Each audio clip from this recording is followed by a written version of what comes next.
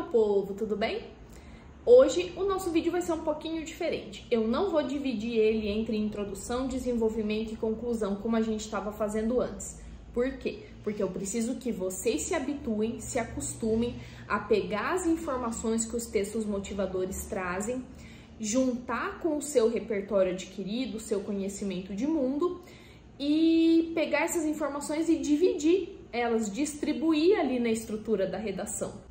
Então eu vou fazer isso, eu vou trazer informações, eu vou trazer dados, como se fossem os textos motivadores. E você vai ficar responsável por pegar, pausar o vídeo, anotar, pensar o que dá para usar em cada parte do texto. Legal? Assim a gente já vai se acostumando, se preparando um pouquinho mais. O nosso tema da quinzena é inédito, tá? Medidas para assegurar a efetivação de direitos básicos às populações indígenas do Brasil. Primeiro ponto, vamos analisar essa proposta, esse tema? Medidas para assegurar a efetivação de direitos básicos às populações indígenas do Brasil. Qual que é o núcleo? Qual que é a parte mais importante do tema? Isso você tem que fazer sempre, todas as vezes. Você pega a proposta e fala, o que eu tenho de mais importante aqui?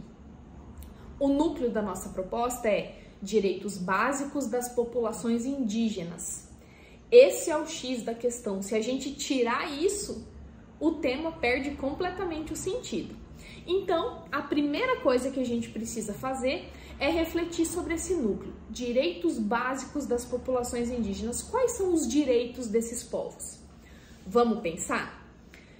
Primeiro é importante saber que os povos indígenas, as populações indígenas, têm todos os direitos que todos os outros cidadãos brasileiros têm, tá? Então eles também têm direito à vida, à saúde, à educação, à cultura, da mesma maneira que todos os cidadãos brasileiros. A diferença é que esses povos possuem alguns direitos a mais, alguns direitos específicos que não se aplicam ao resto da população. Por quê?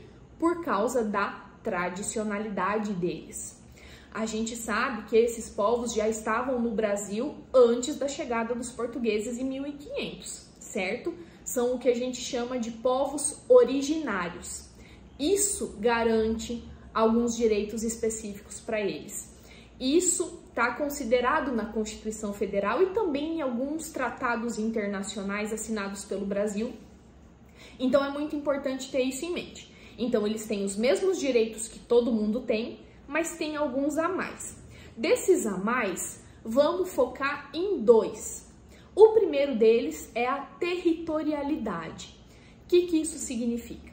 Esses povos, tradicionalmente, têm uma ligação com a terra, com o lugar onde os antepassados deles viveram, muito diferente da nossa.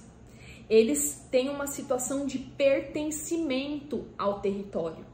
E, historicamente, a gente sabe que esses povos foram tirados dos seus territórios originais. E isso fez com que a Constituição Federal de 1988 trouxesse à tona essa questão da territorialidade.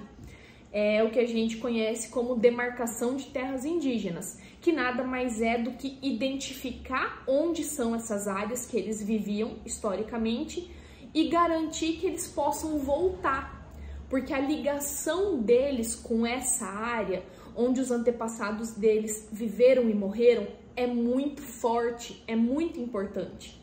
A gente não consegue ter dimensão da importância disso para eles. É por isso que eles têm esse direito à territorialidade.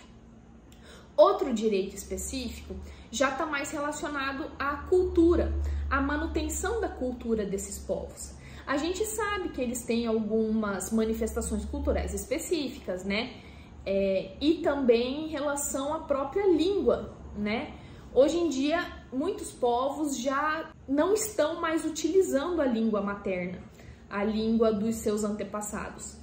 Então, outro direito específico que esses povos têm é que eles tenham acesso, que eles possam aprender, estudar e manifestar essas características culturais, seja em relação à língua, a artesanato, a música, a dança, todos os tipos de manifestações culturais também são assegurados a esses povos.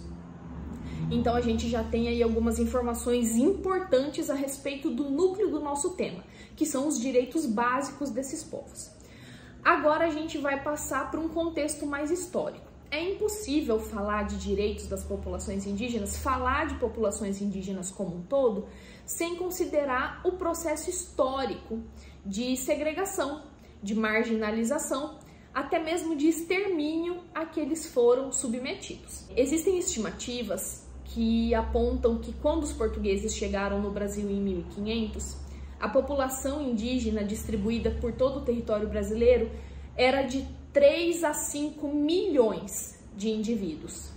Hoje a gente sabe, por conta do último censo realizado pelo IBGE em 2010, que essa população é de 800 mil indivíduos.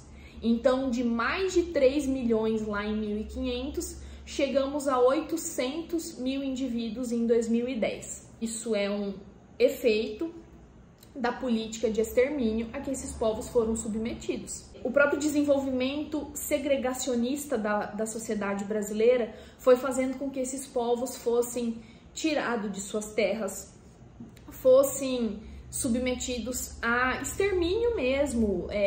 Grande parte desses povos foram mortos, né? Porque se considerava que eles não eram produtivos economicamente. O preconceito, olha outro ponto importante, baseou muito a relação da sociedade brasileira com os povos indígenas. O completo desconhecimento sobre como esses povos vivem e se desenvolvem fez com que uma série de características muito pejorativas, completamente infundadas, fossem atribuídas a essas populações. E isso foi muito sério, isso foi fazendo com que esses povos fossem sendo cada vez mais marginalizados. Quais são os agentes capazes de resolver essa situação? Eu acho que o único agente possível é o próprio governo, né? E de que maneira? Eu não vejo outra maneira de garantir os direitos das populações indígenas que não seja através da educação. Formar cidadãos mais conscientes do processo histórico a que eles foram submetidos e formar cidadãos que, quando estiverem em posição de poder, estiverem no Congresso Nacional, estiverem na Presidência da República, estiverem na magistratura, sejam capazes de ter empatia, de identificar as sucessivas segregações que esses povos sofreram, que fizeram com que hoje eles estivessem completamente numa situação de sério abandono, perpetuando essa segregação e de alguma maneira consiga compreender isso, ter empatia e agir para que essa situação mude, para que o que está preconizado na Constituição Federal, o que está preconizado nos tratados internacionais de direitos humanos de que o Brasil é signatário, seja efetivamente garantido, não é? Esses povos hoje vivem de uma maneira extremamente precária.